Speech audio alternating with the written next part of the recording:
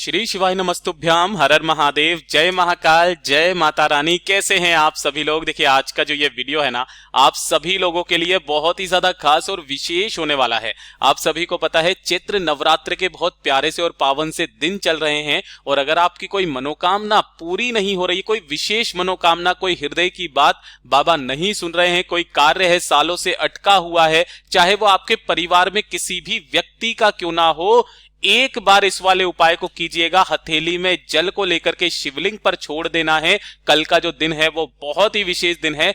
कल है चैत्र नवरात्र की महाअष्टमी का दिन, महागौरी का दिन। पूज्य गुरु जी की कथा से सुनकर के और समझ करके पूरे उपाय को बड़े ही विस्तार से बताऊंगा, परंतु उससे पहले आप सबसे एक छोटी सी प्रार्थना कि जो लोग पहली बार आए हैं चैनल को सब्सक्राइब जरूर कीजिएगा और वीडियो को लाइक करके देवादिदेव महादेव जी का कोई सा भी प्यारा नाम कमेंट बॉक्स में लिखना मत भूलिएगा। साथ ही साथ माता रानी की जय जरूर लिखिएगा। एक और जो सबसे बड़ी बात निकल करके आ रही है कि कल है पुष्य नक्षत्र का दिन भी बन रहा है। आप जिस कामना से करोगे आपकी वो कामना निश्चित पूरी होगी। इस पूरे वीडियो के अंदर हम लोग 3 महा उपायों के बारे में बात करेंगे जो कि आपकी अलग अलग कामना पूर्ति के लिए सिद्ध होंगे। और सबसे बड़ी बात जो पूज्य गुरु जी ने कहा कि आप मनोकामना पूर्ति का उपाय किसी दूसरे के निमित्त आप खुद भी कर सकते हैं। कैसे करना है सब कुछ बताऊंगा, ध्यान से सुनते चले जाना, समझने की कोशिश करना।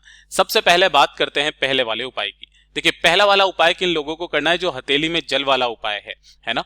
ये किसके लिए किया जाता है कि अगर आपका कोई कार्य है जो काफी समय से अटका हुआ है ना, चाहे वो कोर्ट कचहरी का कार्य हो, दुकान का कार्य हो, या फिर आपके घर से लेन देन का किसी भी तरीके का कोई कार्य आपका सालों से अटका हुआ है, केस चल रहा है, वो आपका कार्य सिद्ध नहीं हो रहा, चाहे आपकी नौकरी का कार्य हो, है ना।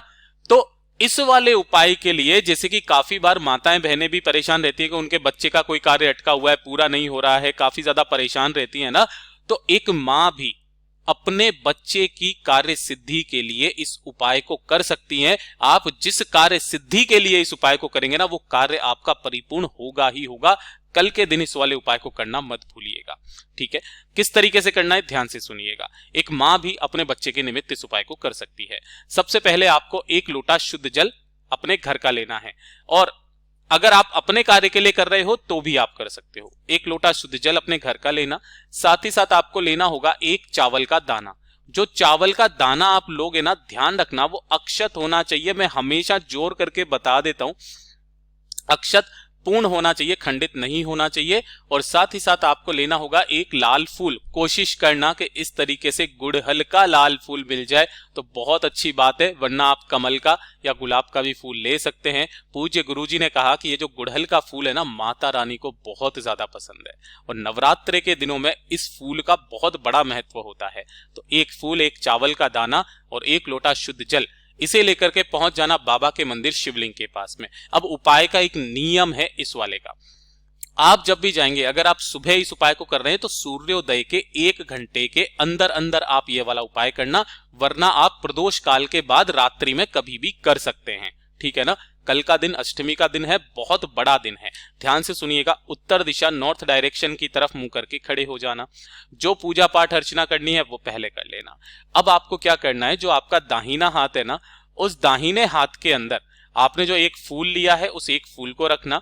साथ ही साथ आपने जो 1 चावल का दाना लिया है उस चावल के दाने को भी आपको यहीं पर रख लेना है। और जो कलश आपने लिया है, इस कलश में से थोड़ा सा जल आपको अपनी हथेली पर, इसी के ऊपर, फूलों के ऊपर ही रख लेना है। इसे रखने के पश्चात आपको सबसे पहले अपना नाम और गोत्र बोलना है। अपना बोलना है, चाहे आप किसी के भी निमित्त करो, पहले आपको अपना नाम और गोत्र बोलना है।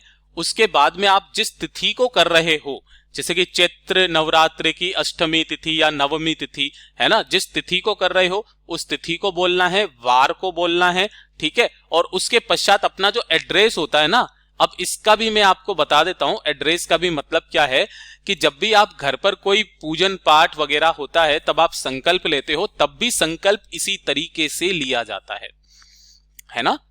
तो आपको नाम, गोत्र, तिथि, वार और जिस जगह पर आप रह रहे हो अपने घर का एड्रेस, वो उस तरीके से बोल करके, और फिर उसके बाद में जो आपकी मनोकामना है अपने बच्चे के लिए या अपने खुद के लिए, उस मनोकामना को कह करके ये जो थोड़ा सा हथेली का जल, 1 चावल और 1 लाल फूल है ना, शिवलिंग के ठीक ऊपर आपको समर्पित करना है, शीर्ष पर।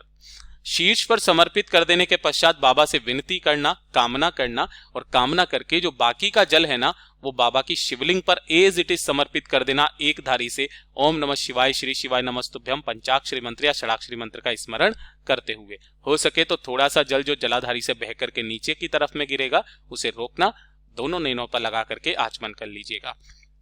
जिस कार्य सिद्धि के लिए करेंगे ना वो कार्य आपका पूरा होगा ही होगा। पूज्य गुरु जी का बहुत अद्भुत और अचूक उपाय है, जरूर कीजिएगा।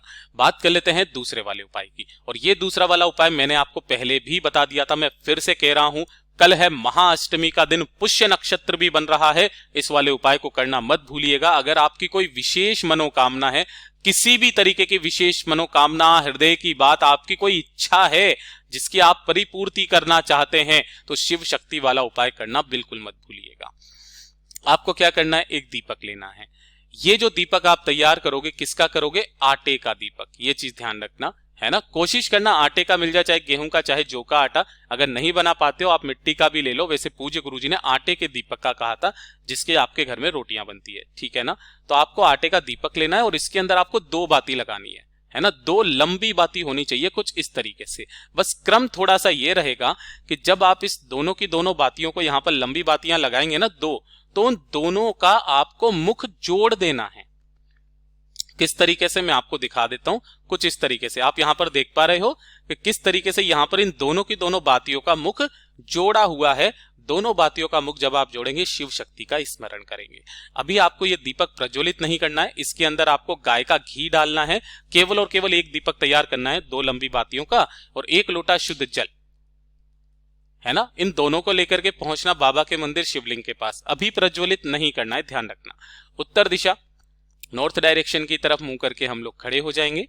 उसके पश्चात जो सबसे पहले आपने 1 लोटा शुद्ध जल लिया है, बाबा की शिवलिंग पर आपको समर्पित करना है। ओम नमः शिवाय, श्री शिवाय नमस्तुभ्यम पंचाक्षरी मंत्र या षडाक्षरी मंत्र का स्मरण करते हुए माता महागौरी शिव शक्ति के नाम से, किनके नाम से, शिव शक्ति के नाम से आपको ये जल समर्पित करना है।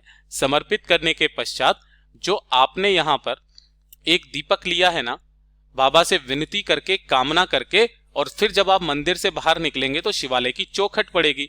उस चौखट पर आपको खड़े होकर वापस शिवलिंग की तरफ देखना है, और चौखट पर दाईं तरफ, अपने दाईं तरफ जब आप शिवलिंग को देखोगे उधर की तरफ में आपको इस दीपक को प्रज्वलित कर देना है। जो आपने 2 बत्ती का दीपक लगाया है ना, इन दोनों बत्तियों का मुख जुड़ा रहना चाहिए, और इस तरीके से आपको इसे प्रज्वलित कर देना है। ध्यान रखना बत्ती का मुख शिवलिंग की तरफ होना चाहिए।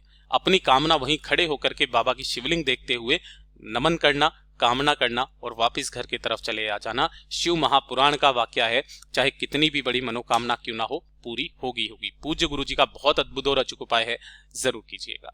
अब बात कर लेते हैं आज के इस वीडियो का सबसे आखिरी, सबसे अंतिम उपाय, तीसरा वाला उपाय।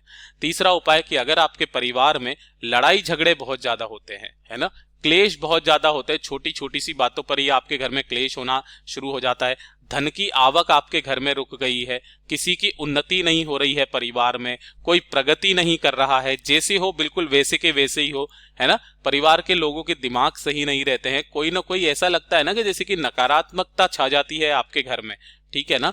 तो इसके लिए पूज्य गुरुजी ने यह उपाय बताया है कि नवरात्रि की किसी भी एक रात्रि को, और कल है महाअष्टमी की रात्रि, इस काम को जरूर करना। 1 से 2 टुकड़े आपको कपूर के लेने हैं, 1 से 2 टुकड़े। इस तरीके का कपूर मिल जाए तो जरूर लेना। मैं अपने घरों में हमेशा इसी तरीके का कपूर यूज में लेता हूं, देसी कपूर। इसमें से थोड़ा सा ट्रांसपेरेंट होता है, ये हल्का फुल्का, है ना, ये ओरिजिनल होता है। और आपको लेना होगा 1 लौंग का जोड़ा। जब भी मैं 1 लौंग के जोड़े के बारे में बात करूं तो यानी कि 2 लौंग लेनी है, जिसके ऊपर का ये फूल भी होना चाहिए, ठीक है ना। थोड़ा सा लेना होगा आपको गाय का घी, थोड़ा सा, मात्र 2 चुटकी गाय का घी लेना, ठीक है। अब अष्टमी की रात्रि को आपको यह काम करना है कि किसी भी एक मिट्टी की प्लेट में या किसी भी एक प्लेट के अंदर आपको जो कपूर के टुकड़े लिए हैं ना, उन कपूर के टुकड़ों को प्रज्वलित करना है, जलाना है। जला करके जो आपने 1 लौंग का जोड़ा लिया है ना, इस लौंग के जोड़े को घी के अंदर डुबो करके, जो गाय का घी है उसके अंदर डुबो करके, और इसी वाली अग्नि के अंदर आपको उस 1 लौंग के जोड़े को डाल देना है।